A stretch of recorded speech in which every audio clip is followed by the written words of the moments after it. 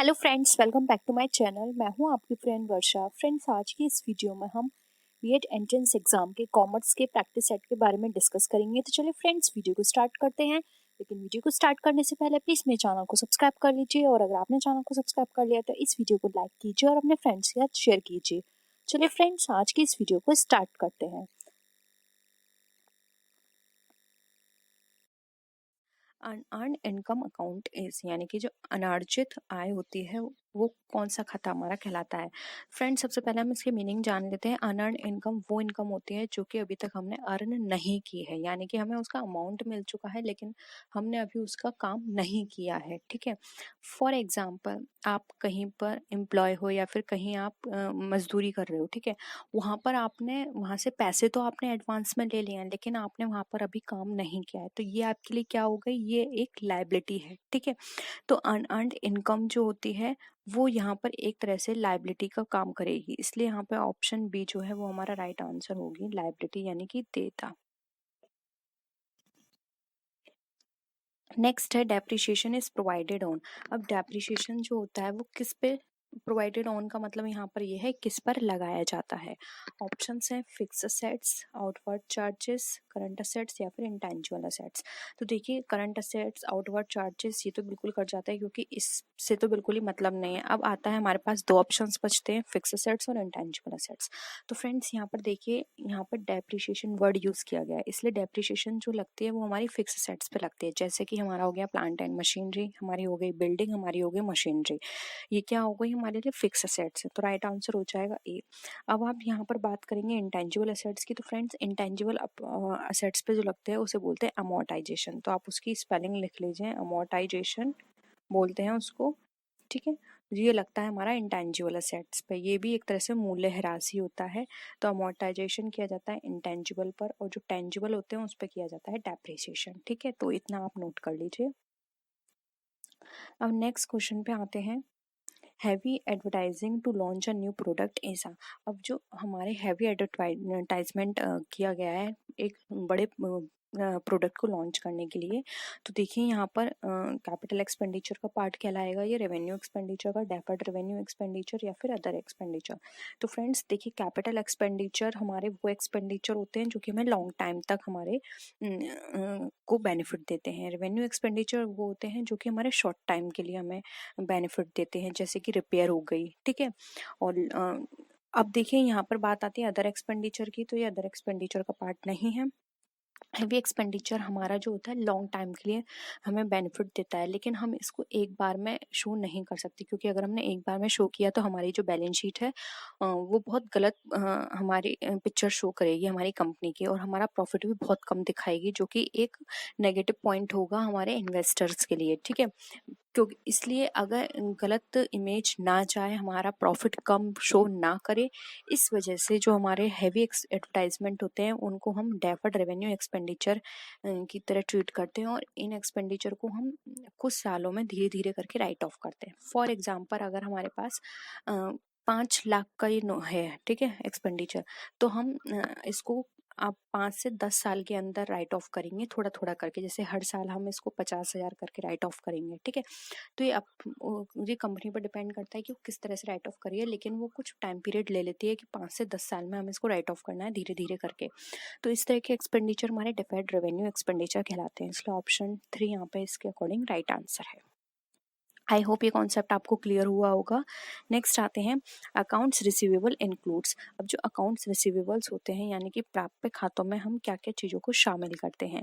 तो देखिए, ऑप्शन है हमारे sundry debtors, bill receivable, promissory note और ऑल ऑफ दी अबव।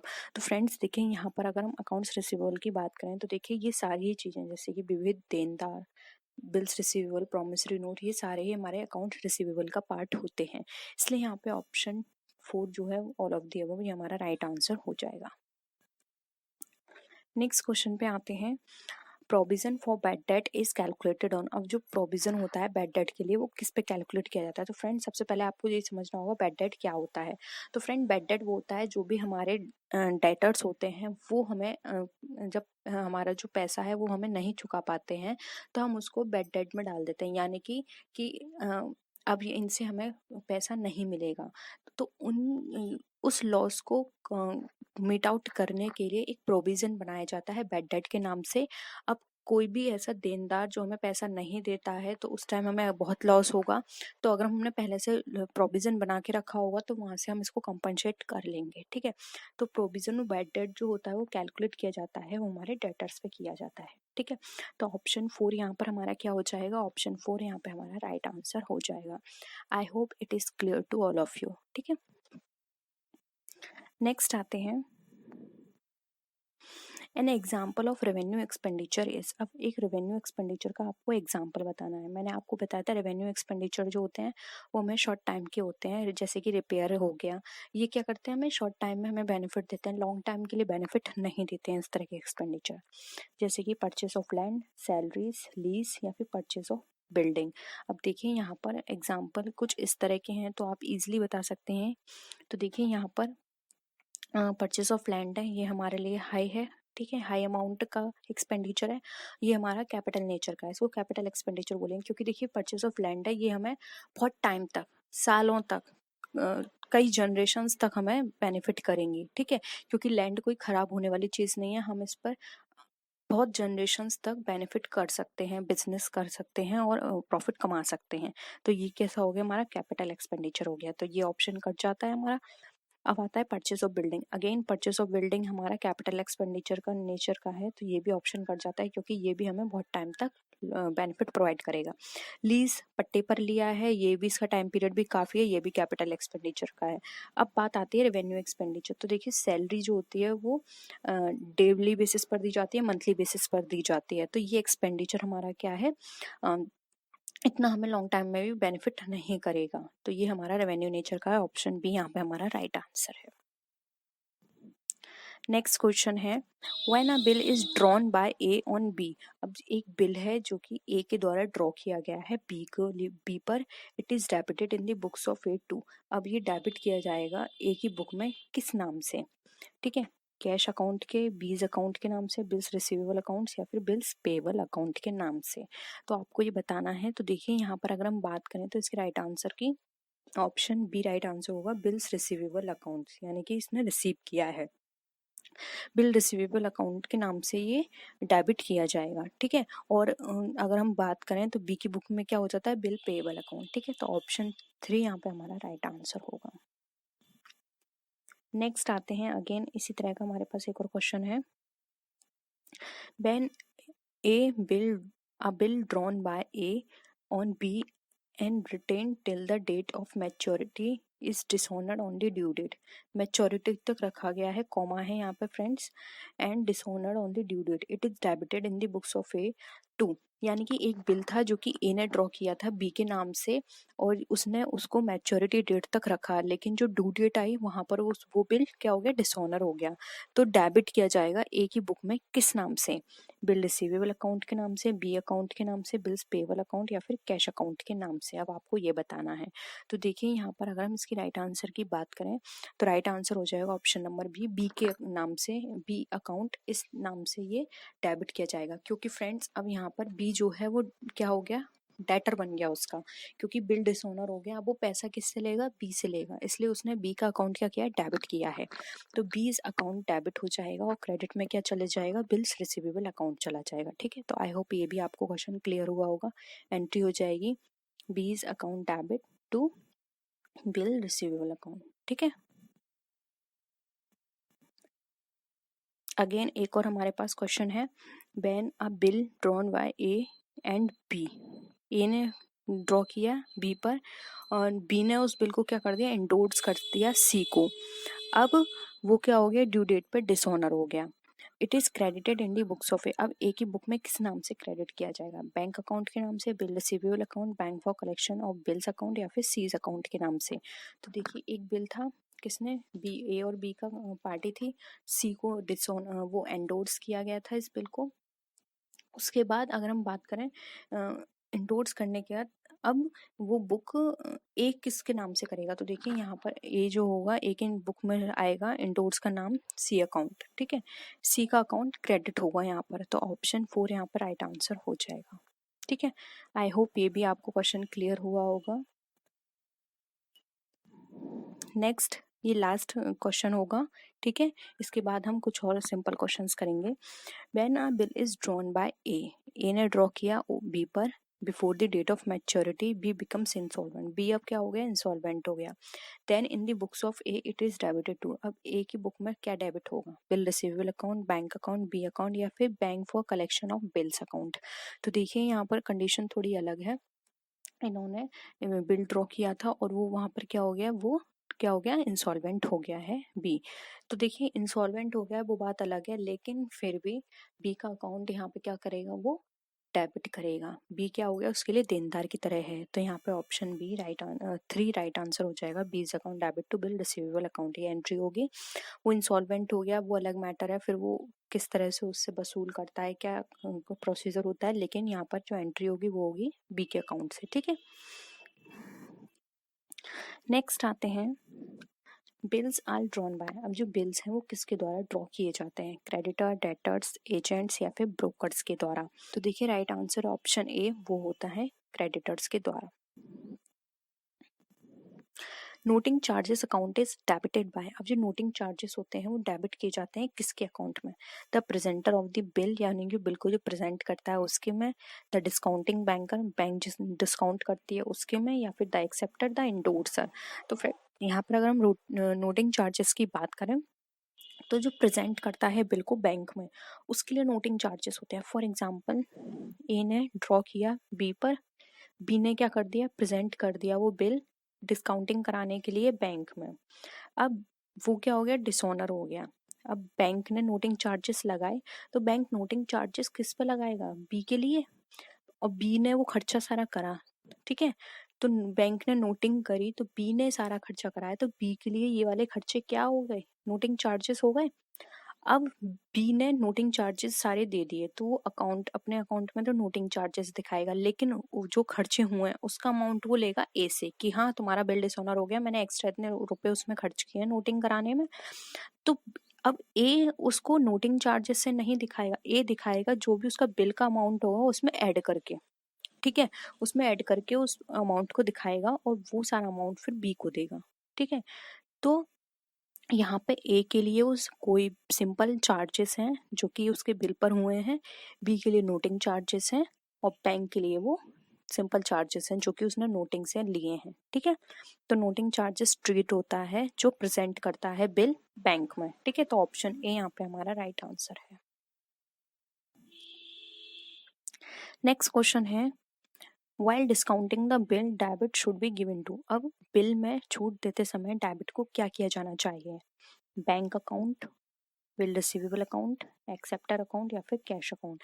तो फ्रेंड्स यहाँ पर अगर हम बात करें while discounting the bill debit should B, तो यहाँ पर जो डेबिट होता है अगर हम बात करें तो डेबिट हमारा किया जाना चाहिए bank account, option A right है, ठीक है।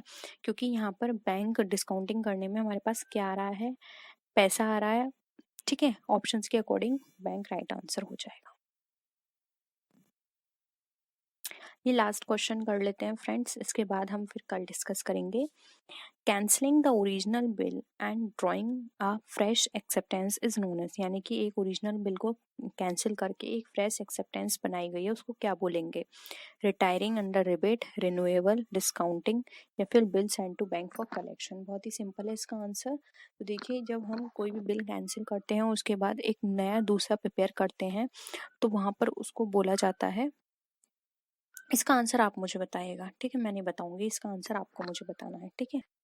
When a bill is discharged, the acceptor debits, यानी कि जब हमारा बिल डिस्चार्ज किया जाता है तो जो एक्सेप्टर होता है वो कौन सा अकाउंट या फिर किस एंट्री को वो डेबिट करता है, क्रेडिटर्स अकाउंट को, कैश अकाउंट को, बिल्स पेबल अकाउंट या फिर बिल रिसीवेबल अकाउंट।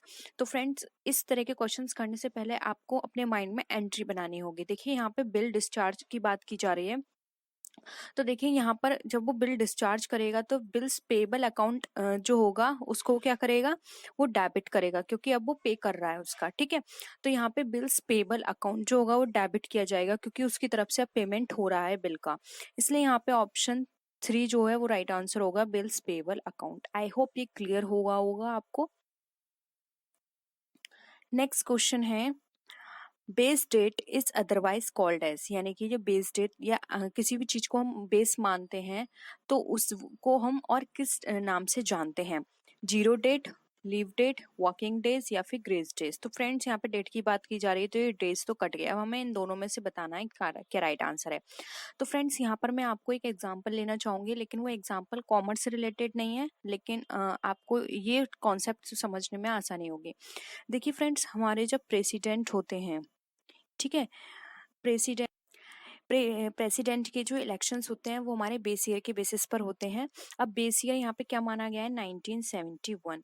तो फ्रेंड्स अगर हम 1971 की बात करें तो ये इससे पहले का तो कोई टाइम पीरियड नहीं है ना, ठीक है, इससे पहले का कोई टाइम पीरियड नहीं लिया जाएगा। 1971 ये बेस ईयर माना गया है प्रेसिडेंट के इलेक्शन के लिए।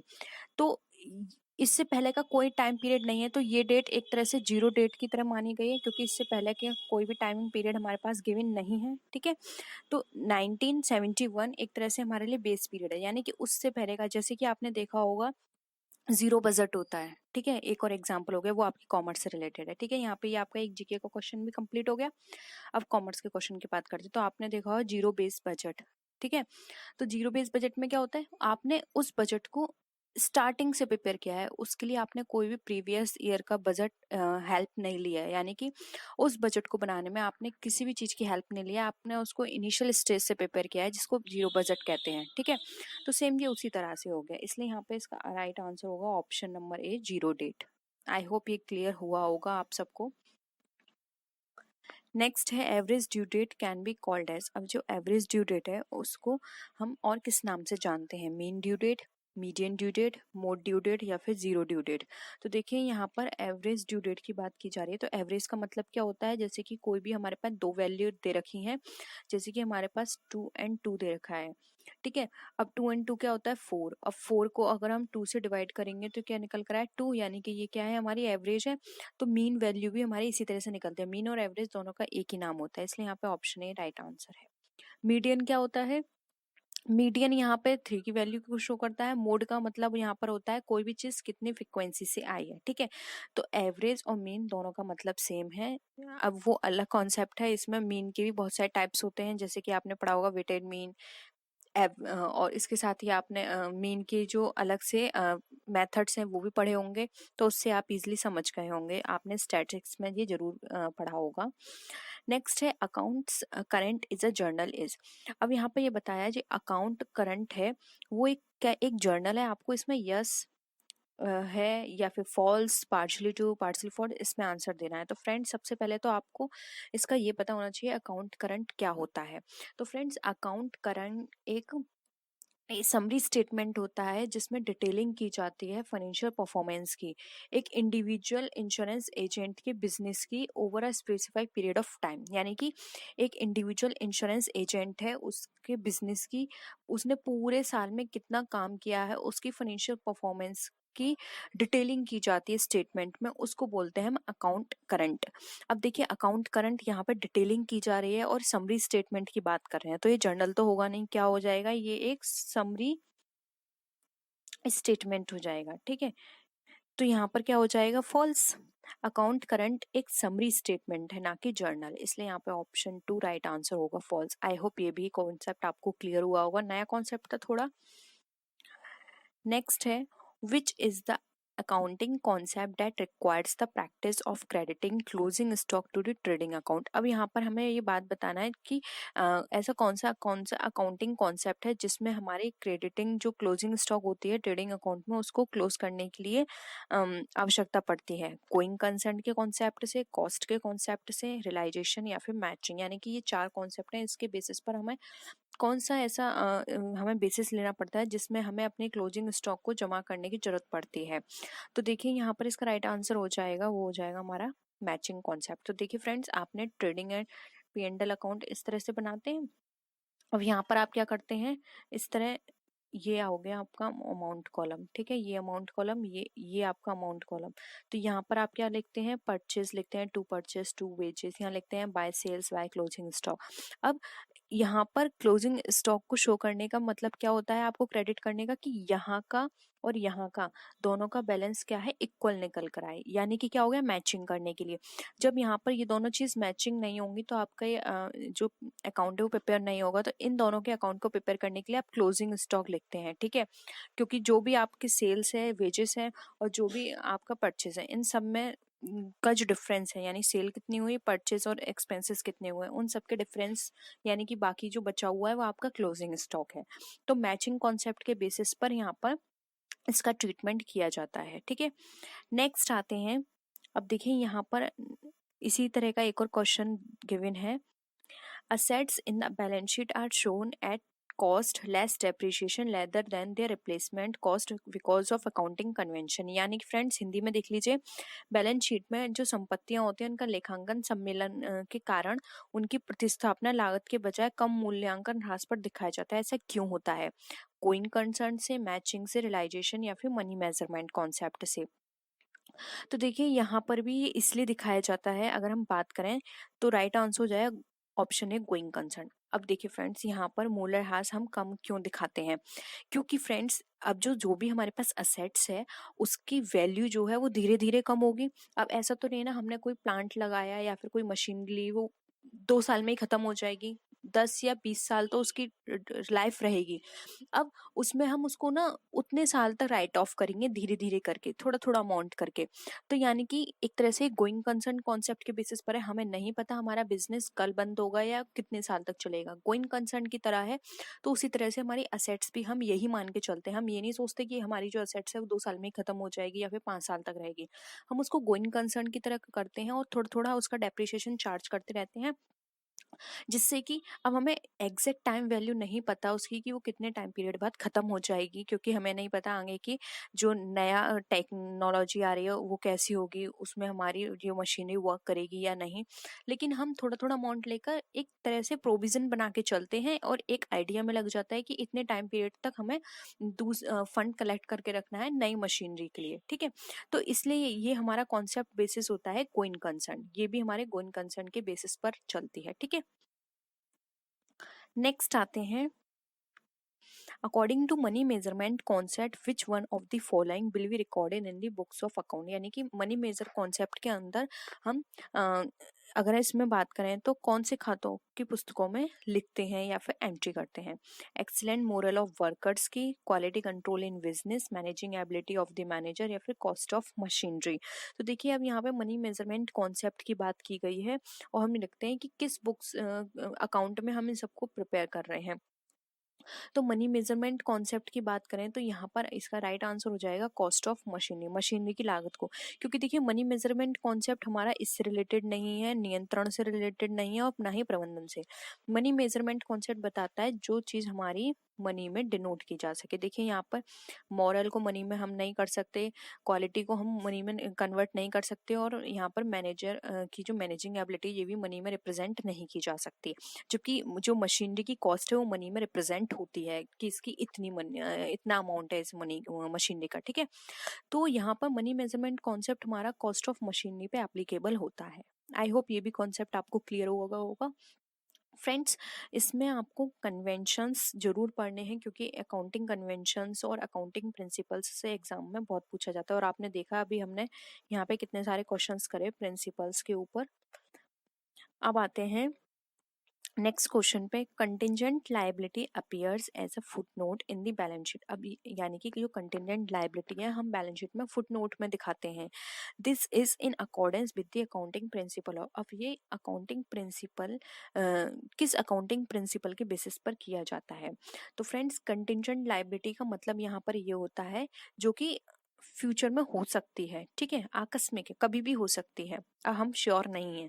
तो यहाँ पर इसका मतलब ये क्या है कि जो भी हमारे इन्वेस्टर्स हैं जो हमारे कंपनी में इन्वेस्ट करेंगे या फिर कोई भी अदर पार्टी हो सकती है, गवर्नमेंट हो सकती है, ठीक है, स्टेक होल्डर्स आप मान के चलिए, ठीक है।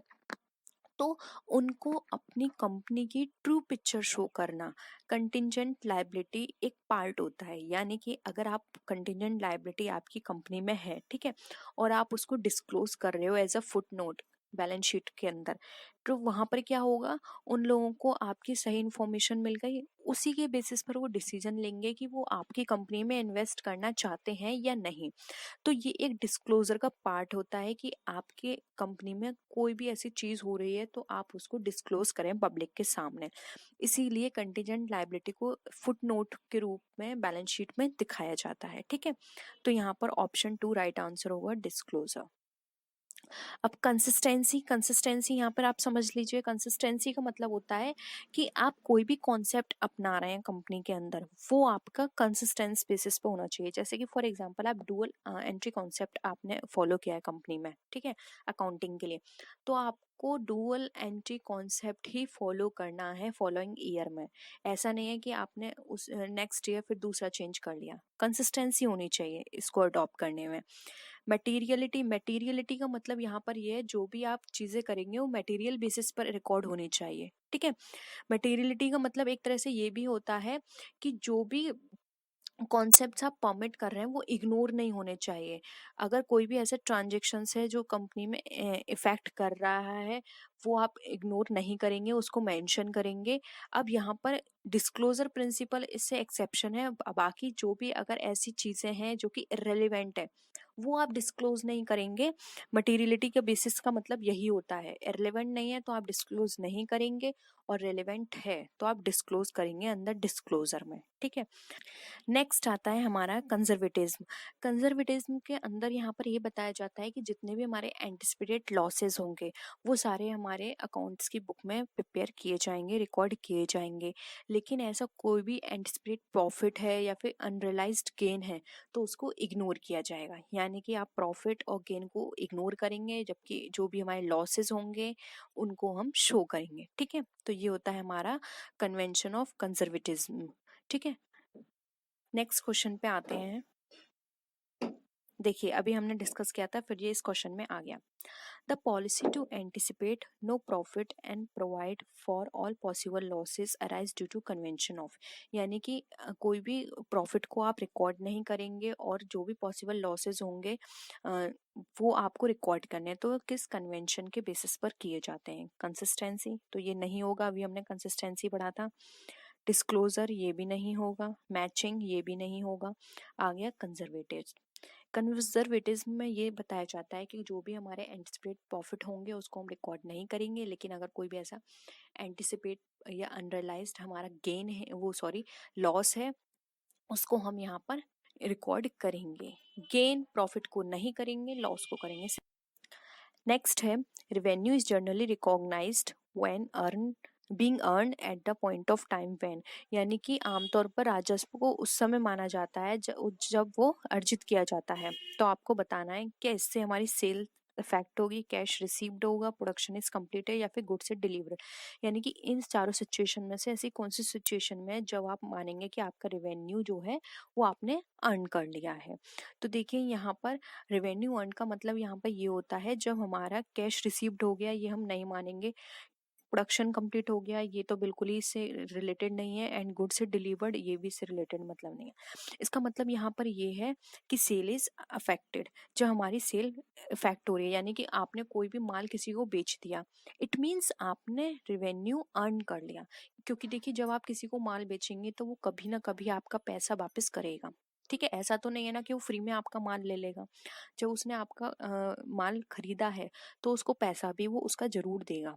ठीक है, तो इट मीन्स आपने उतने अमाउंट अर्न कर लिया। फॉर एग्जाम्पल आप डेली बेसिस पर देखते हैं कि आपने कितनी अर्निंग की, तो आप कैसे चेक करते हैं कि आज हमने इतने प्रोडक्ट सेल कर लिए, यानी कि आज हमने इतना कमा लिया। अब उसमें से कुछ आपने कैश में दिए होंगे प्रोडक्ट, कुछ आपने क्रेडिट पे दिए होंगे, यानी कि कुछ आपने पैसे दे के लिए और कुछ आपने उधारी दे दिए। अब उधार दिए हैं तो इट मीन्स वो कल या परसों कभी ना कभी आपका पैसा उसका दे ही देगा। ठीक है, तो इट मीन्स आपने जितना भी कैश पे किया हो सेल चाहे क्रेडिट पे किया हो, वो सारा ही आपका अर्न्ड इन माना जाएगा, आपका रेवेन्यू माना जाएगा। इसलिए यहाँ पर सेल इज अफेक्ट होगी। जो हमारी सेल अफेक्ट हो जाएगी तो हम मानेंगे कि हमारी जो रेवेन्यू है वो हमने अर्न कर लिया है। तो आई होप ये पॉइंट भी आपको क्लियर हुआ होगा। आज के लिए इतना ही, और वीडियो पसंद आए तो वीडियो को लाइक कीजिए, फ्रेंड्स या शेयर कीजिए, और किसी भी तरह की कोई भी क्वेरी हो तो प्लीज़ ज़रूर बताइएगा। तो फ्रेंड्स नेक्स्ट वीडियो में फिर मिलते हैं हम आपसे और भी अच्छी वीडियोस के साथ। तब तक के लिए टेक केयर, बाय बाय।